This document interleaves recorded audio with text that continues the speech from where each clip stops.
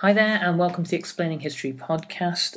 I want to talk a little bit today about the Red Summer of 1919 in America, which was perhaps the first actual nationwide explosion of racial violence in America in the 20th century, engulfing 30 cities between May and October 1919.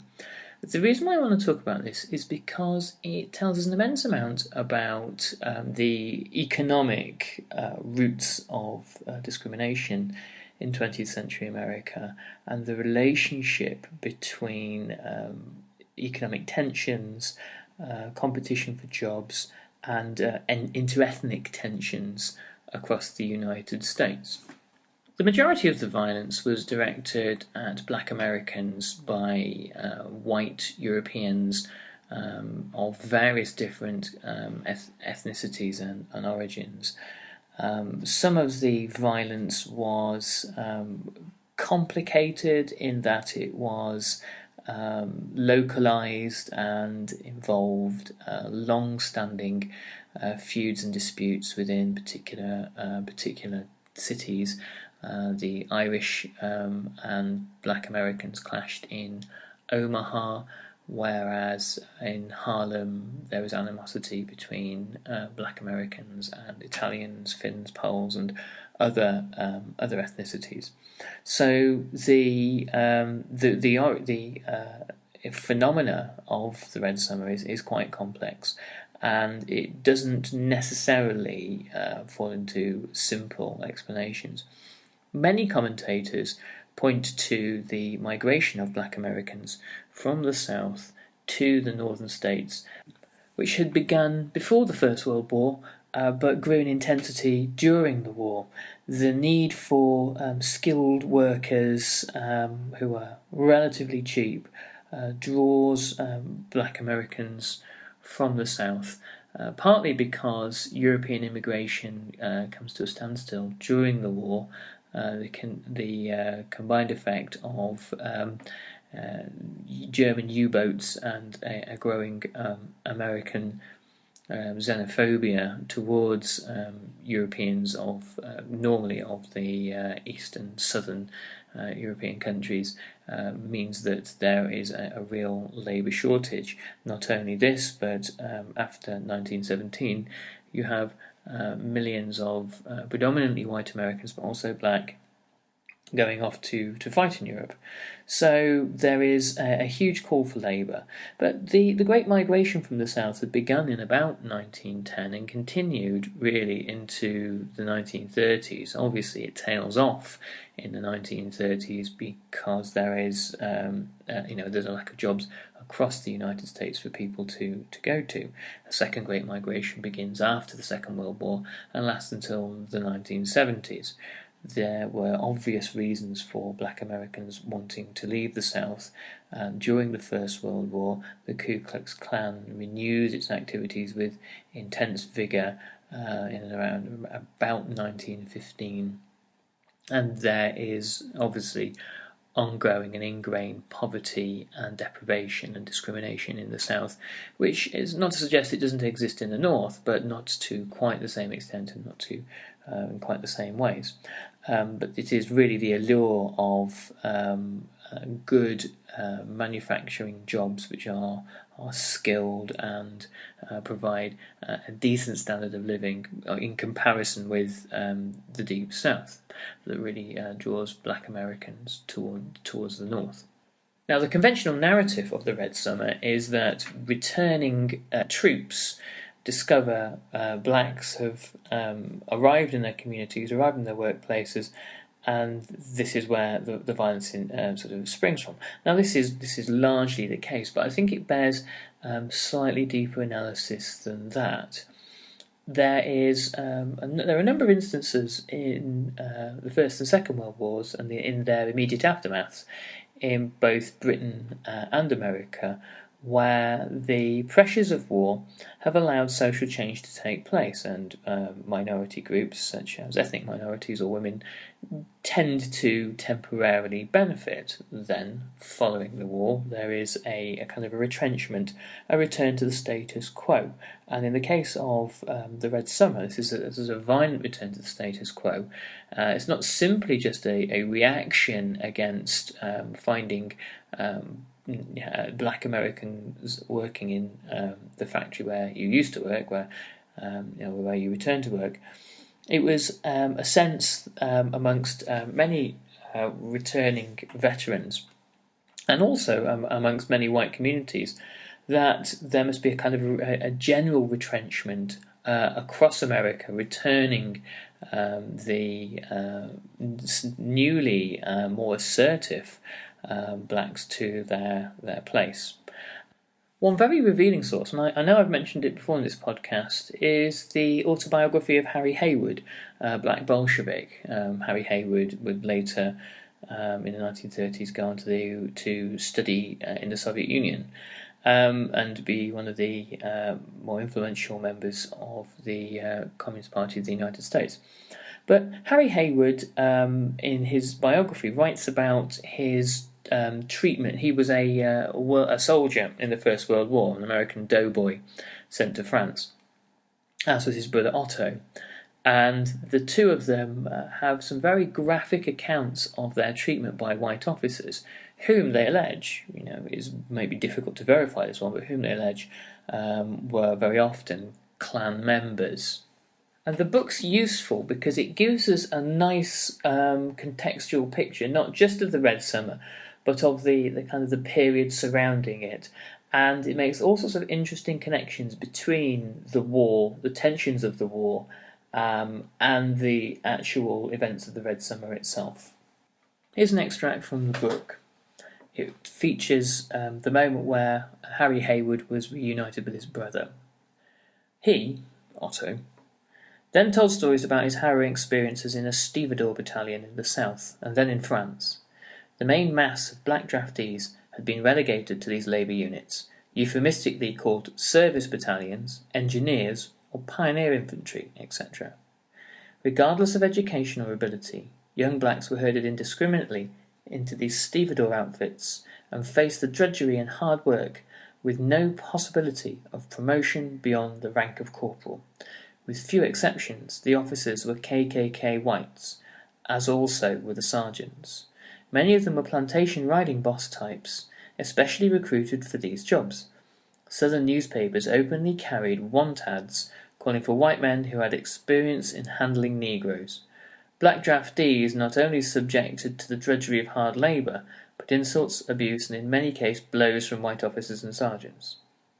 Otto told us his worst experience was in Camp Stewart in Newport News, Virginia, where he was stationed during the terribly cold winter of 1917 to 1918. For a considerable period after their arrival, they were forced to live in tents, without floors or stoves. In most cases, they only had a blanket, some not even that. New arrivals to the camp were forced to stand around fires outside all night or sleep under trees for partial protection from the weather. For months, there were no bathing facilities nor clothing for these men. The conditions were subsequently changed as a result of protests by the men and reports by investigators. His outfit landed in the port of Saint-Lazare, France, and during the Great Advance participated in the all-out effort to keep the front line supplied in the race to Berlin. They worked from dawn to nightfall, unloading supplies, including all kinds of railroad equipment, engines, tractors, and bulldozers. They built and repaired roads, warehouses, and barracks. Discipline was strict. Guys were thrown in the guardhouse on the most flimsy pretexts. A black soldier seen on the street with a French woman was likely to be arrested by the MPs. The spirit of Saint-Lazare, said one officer, is the spirit of the South.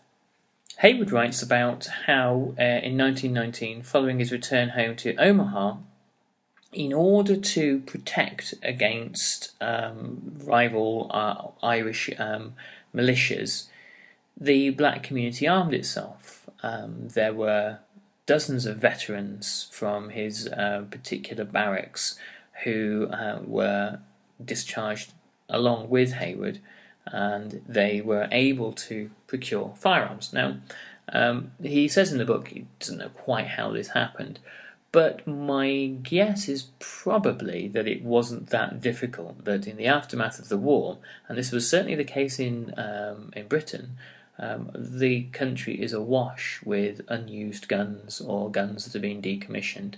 And so the black community in Omaha was quite capable of defending itself.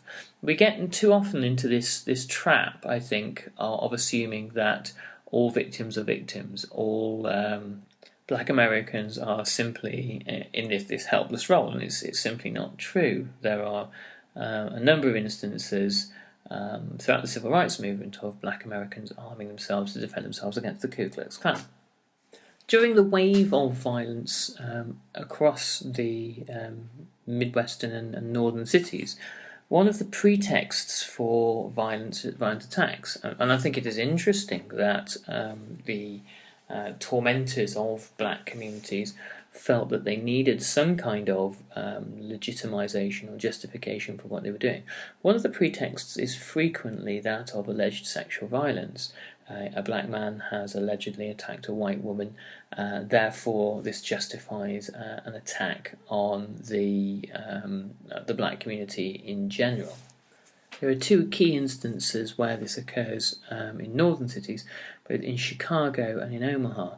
The Chicago race riot is described by Hayward as because the bloody Holocaust is the most serious outbreak of racial violence against black people in America's history to that point.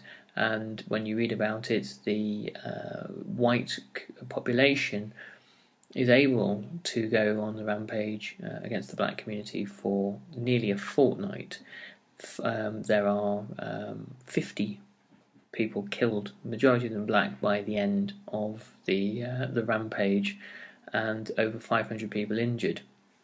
Over 1,000 homes are destroyed. So it is a catastrophic moment in black American history in Chicago. The similar event takes place in Omaha, Hayward's home, where a black man is accused of attacking a white woman, and the mayor refuses to hand him over to a lynch mob, believing that obviously a due process needs to take place here. And it is the white mayor that nearly winds up being hanged by the lynch mob as well. The accused is obviously murdered in fairly short order, and the man nearly dies and is rescued by the chief of police. So this is kind of interesting instances of kind of collective mob violence. The fact is that there seems to be little coordination between these outbreaks of violence across America. There is no sort of centrally organised conspiracy to bring violence to America's cities. This is a kind of spontaneous phenomena, and always with spontaneous phenomena, with kind of outpourings of pent-up anger or resentment, or however unjustified, there always, to my mind, seems to be some kind of greater motivating factor behind it. And to some extent it's about the economics, but to another extent it is a kind of a cultural phenomena, the changing of, or the challenging of strict racial, not so much laws, but strict racial codes and boundaries and discourses had led to this immense resentment, outpouring of anger, and kind of a sense of anxiety and panic amongst white Americans. Their world had been fundamentally altered. Perhaps there is some kind of mental connection to the upheaval that the war years have brought, a sense that war has been this great disrupting factor. And it's interesting that these events happen within roughly the same time period as the great moral panic of the first Red Scare. again, which indicates a great deal of panic and anxiety on the part of the dominant groups within America, that their way of life is being in some way threatened or challenged or undermined. Many black Americans had returned from the war energized and profoundly altered by its experience. Many had returned with a sense of confidence. I think Hayward says he was not going to be referred to as boy anymore, and he believed that the experience of war had been radicalizing for an entire generation of young black men, over 100,000 of whom served for America during the First World War. Paradoxically, some black Americans, such as Hayward and his brother, who had come from the North, had never really experienced the Jim Crow segregation of the South until they actually joined the army. And once again, this is a transformational experience for them, because they connect this prejudice not with the localized bigotry of the South, but with the experience of being American, serving in the US Army itself.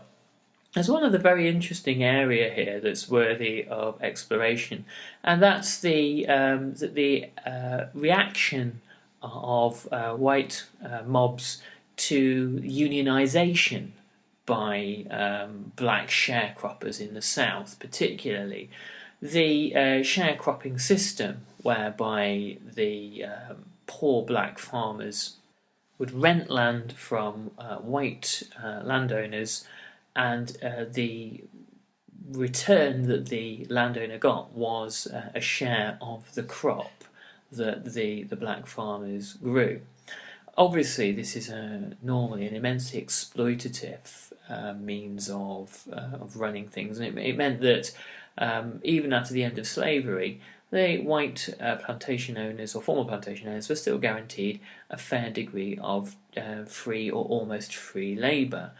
And one of the outbreaks of violence in the South occurs at Elaine in Arkansas, right at the very end of the Red Summer in October 1919. And it happens when the local black sharecroppers decide that they're going to form a trade union that will represent them and their rights and try to make sure that they get paid a fair amount for their produce, and that the rents reflect a fair amount of produce that they have to hand over.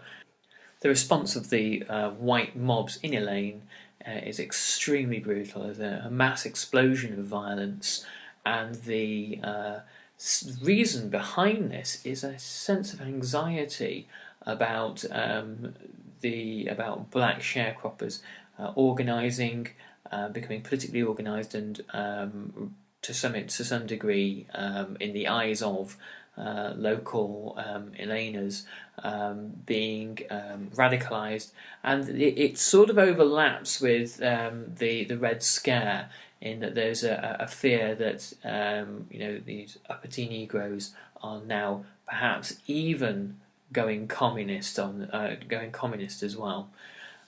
So that's where you have the kind of the meeting point of two anxieties connected through racial prejudice.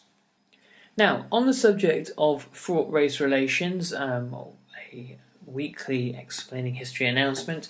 If you happen to be attending the February the 2nd Sovereign Education A-Level Lecture Day, Modern Britain, 1951 to 1964, I'm going to be there, so I'll be taking the 1:45 presentation, Notting Hill and Nottingham, how adequate was the response to immigration and race in the period 1951 to 1964?